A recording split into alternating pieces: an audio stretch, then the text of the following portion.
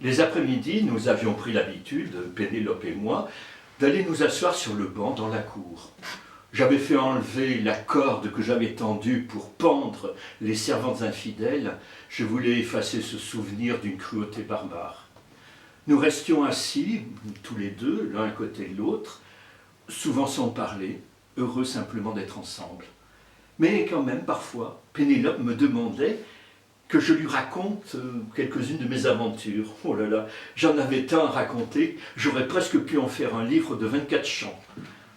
En tout cas, je peux dire quand même que je n'avais pas le talent de notre canteur local Phénios, et encore moins celui de Démodocos, l'aide aveugle que j'avais entendu à la cour du roi Alkinoos, et qui m'avait même tiré des larmes des yeux, quand il entreprit de raconter, en ne sachant pas que c'était moi, un des derniers épisodes de la guerre, un fameux épisode, celui dans lequel, par ma ruse, un cheval de bois rempli de guerriers pénètre à travers les murailles de Troie.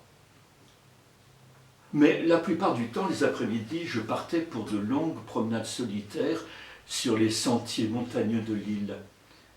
Je marchais au milieu des oliviers, au feuillage argenté, accompagné par le chant strident des cigales, et je ne pouvais m'empêcher de penser à Calypso, à qui j'avais refusé l'immortalité, enfin, à qui j'avais dit que je refusais l'immortalité, ne voulant pas devenir un nouveau Titon.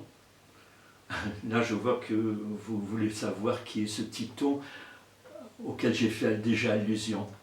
Eh bien, apprenez que Titon, c'était le frère du roi Priam. Et il était d'une telle beauté que la déesse Aurore, celle qui annonce le lever de Hélios, son frère, en est tombée éperdument amoureuse. Et comme elle ne supportait pas l'idée qu'un jour il pouvait mourir, puisqu'il était mortel, elle a supplié les dieux de le rendre immortel. Et les dieux ont exaucé son vœu.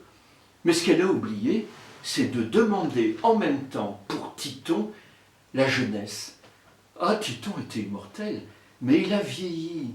Il s'est ridé, il s'est ratatiné, il s'est racorni, il s'est desséché pour devenir pas plus gros qu'un insecte. Alors les dieux ont eu pitié de lui et l'ont métamorphosé en cigale chantante. On dit que les cigales boivent la rosée que le matin la déesse Aurore dépose lorsqu'elle quitte la couche de son amant desséché.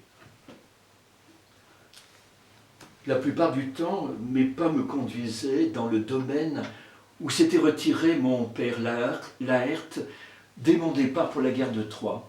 Il avait revêtu des haillons que je me suis empressé de lui faire quitter pour qu'il reprenne ses habits de roi. Sa vieille servante sicilienne était toujours là, le mari de cette dernière était mort et ses fils étaient partis. Je le trouvais dans son verger, sous les allées de poiriers qu'il avait plantées à ma naissance. Eumée, mon camarade d'enfance et mon porcher fidèle, venaient nous retrouver.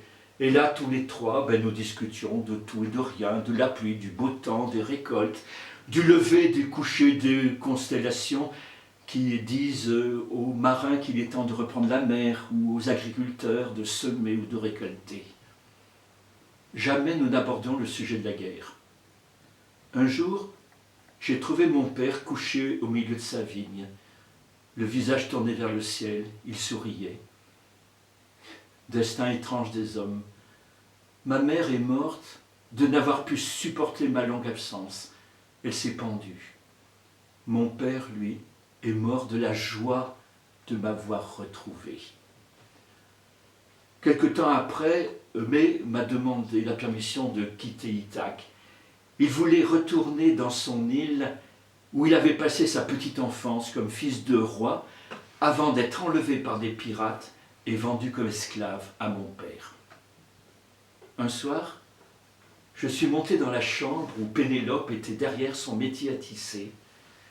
On ne change pas une habitude vieille de 20 ans. Notre manoir croulait sous les tapis, les coussins, les tentures, les tapisseries. Elle avait entrepris de broder quelques-unes de mes aventures et elle était en train de terminer celle où je suis attaché solidement à un mât et je suis en train d'écouter le chant des sirènes. Bon, elle a représenté seulement quelques-uns de mes compagnons derrière leurs rames et je savais qu'ils avaient des bouchons de cire pour les empêcher d'aller rejoindre ces enjôleuses carnassières. Mais sans cesse, Pénélope aurait voulu que je lui parle de Calypso et de Circé. Alors, pour Calypso, je m'en tirais assez bien. Je lui disais que c'est vrai que j'étais resté 7 années, mais qu'enfin j'avais échoué sur cette île. Je n'avais plus aucun navire, plus aucun compagnon, j'étais prisonnier. Et s'il n'y avait pas eu la déesse Athéna, enfin, je m'en tirais assez bien. Pour Circé, c'était un peu plus difficile. Parce que c'est vrai, j'étais resté 1 an, alors que, comme me le demandaient mes compagnons, j'aurais très bien pu partir assez rapidement, parce que j'avais encore un navire et 50 de mes marins. Mais je pouvais quand même pas dire à Pénélope que j'avais été ensorcelé par cette magicienne. Alors pour la faire rire, je lui ai raconté l'histoire de mes compagnons métamorphosés en animaux, en cochons. Et puis je lui ai dit, tu sais ce qu'elle m'a dit ? Au moment où je la menaçais avec mon épée pour qu'elle puisse redonner forme humaine à mes compagnons, elle m'a dit, parce que tu crois qu'ils ne sont pas mieux comme ça, sous leur forme de cochon? Tu crois qu'ils ont envie de redevenir humains et de souffrir tout ce que tu leur as fait souffrir pendant toutes ces années? Et là, je me suis souvenu d'une histoire que j'avais entendue au cours de mes voyages, de la bouche d'un vieil homme. Il venait de l'Inde, tu sais, ce pays lointain sur lequel ont déferlé les armées de Dionysos. Et tu sais que dans ce pays, les gens croient à la réincarnation, la métempsychose. Et dans notre pays aussi, cette croyance est présente chez certaines personnes. Et je lui ai raconté l'histoire de ce gourou, enfin, de ce vieux sage. Une nuit, il a fait un rêve. Et dans ce rêve, il a vu qu'il allait bientôt mourir et qu'il allait se réincarner. Mais quand il a vu en quoi il allait se réincarner, il a été horrifié. Alors dès le lendemain, il a appelé son disciple préféré et lui a dit « Est-ce que tu me promets de faire ce que je te dirai ?» Le disciple a promis.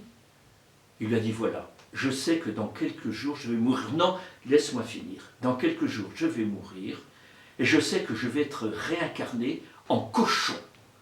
Au moment même de ma mort, dans ma porcherie, la truie va mettre bas une portée de 4 porcelets. Eh bien, apprends que je serai le 4e porcelet reconnaissable avec une tache sur le front. Alors je t'en prie, quand je serai mort, va dans la porcherie, repère le 4e porcelet avec la tache et égorge-moi. La pensée que je puisse devenir un cochon, que je puisse me rouler dans la boue, que je puisse avec mon groin aller fouiller pour chercher des épluchures m'est intolérable. Alors, je t'en prie, promets-moi que tu feras ce que je te demande. À contre-cœur, le disciple a promis. Et il s'est passé exactement ce que son maître lui avait dit. Quelques jours plus tard, il est mort. Le disciple est allé dans la porcherie. La truie avait mis bas la portée de 4 porcelets. Il a repéré le 4e avec la tache sur le front. Il a pris son couteau, il l'a aiguisé, il s'est approché. Et au moment de frapper, du porcelet est sortie une voix qui disait « Non, je t'en prie, ne me tue pas, ne me tue pas. Quand je t'ai fait cette demande, je ne savais pas combien la vie de cochon pouvait être merveilleuse. Je t'en prie, laisse-moi la vivre complètement. » Pénélope a éclaté de rire. Alors j'en ai profité pour poser un baiser sur son front et puis pour m'éclipser. Mais avant de sortir, je me suis arrêté. Parce que je savais très bien que quand Pénélope se croyait seule, elle chantait toujours la même chanson. Et à force de l'avoir entendue, j'ai retenu les paroles et même un peu l'air. Je crois que ça disait comme ça. Mon époux s'en est allé dans le mois de septembre. Il m'a dit qu'il reviendrait dans le mois de décembre. J'aime les marins sur mer aussi sur terre. 10 années se sont passées et toujours en alerte, j'ai tissé et détissé le linceul de la Herte.